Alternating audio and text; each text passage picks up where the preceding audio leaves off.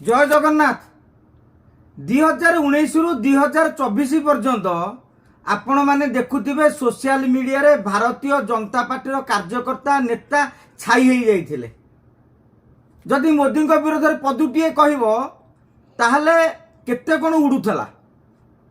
बिजू जनता दल रो सरकार प्रत्येक विफलता को से माने बखाणुथिले। गाय मोट कहले भारतीय जनता पार्टी रो कार्यकर्ता सोशल मीडिया रे सक्रिय थिबा कार्यकर्ता तथा जहां को आमे कहि परिबा साइबर आर्मी से माने छाई जाइथिले।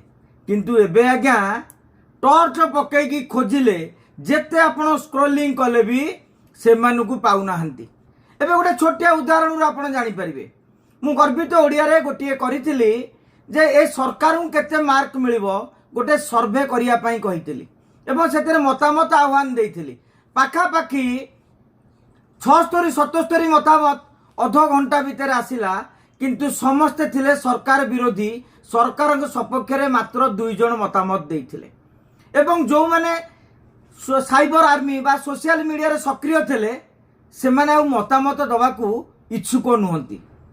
बोध हुए आपण माने देखिबे भद्रकरू मुन्ना भाई बड़चणारू लिपुना सामल ए माने किछि किछि कार्यकर्ता अछंती अनुगुल तालचर पटू आमर थम बाबू यही भाव में किसी कार्यकर्ता अच्छा जो मैंने टिके एक्टिव अच्छा किंतु जो मैंने एक्टिव थिले पूर्वर हठात से माने सरकार को कौन प्रसंग में डिफेंड करने को आसुना।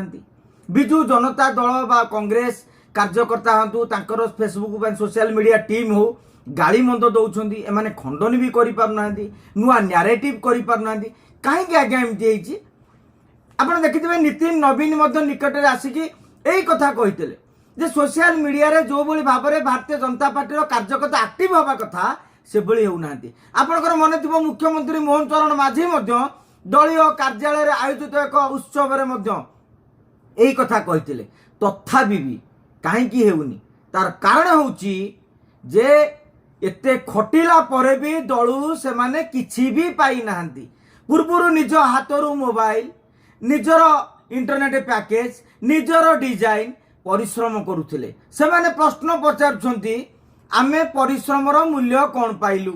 सरकार वर्तमान 2 वर्ष अतिक्रांत करिगलानी ना से मानकु काम दाम बाबद रे किछि मिलुची ना पद पदवी मिलुची। एवं संप्रति बिजू जनता दलर जो माने जो मिश्रण पर्व चालुची जोटा कि भारतीय जनता पार्टी पक्षरु कुआ जाउची मोदी मोहन को आदर्श अनुप्राणित होइकी से माने आसुछंती सेमानक मन मध्य दुख कहीं आजिकल बीजेडी नेता माने चौकी रे बसुथुआ बेले एमानक भितर अधिकांश पुराणा कार्यकर्ता कोण ठेसा अनुभव करुछंती।